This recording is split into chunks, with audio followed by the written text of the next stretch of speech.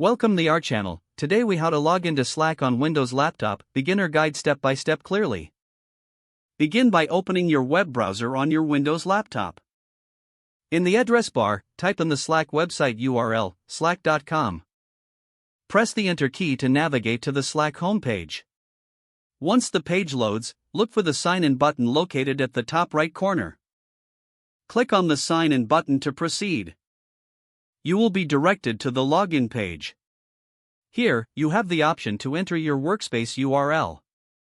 If you know your workspace URL, type it into the provided field. After entering your workspace URL, click on the Continue button. If you don't have your workspace URL, you can click on the link that says Find Your Workspace for assistance. Once you've entered your workspace URL, you'll be prompted to enter your email address.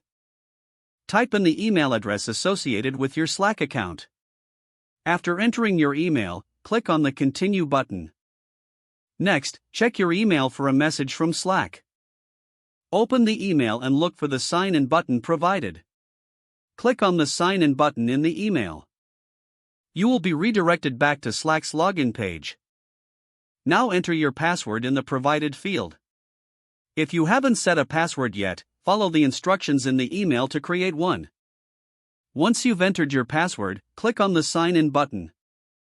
You should now be logged into your Slack workspace. Take a moment to familiarize yourself with the Slack interface. Explore the different channels and messages available. Congratulations, you have successfully logged into Slack on your Windows laptop. If the page does not load, refresh the browser or try again in a private or incognito window. Make sure you are using the correct email address, then retype it carefully to avoid small typos. If your password is not accepted, use the reset option and create a new strong password you can remember. Check your spam folder for verification or security emails, then complete any requested confirmation steps. Don't forget to like this video and subscribe to our channel for more step-by-step tech guides.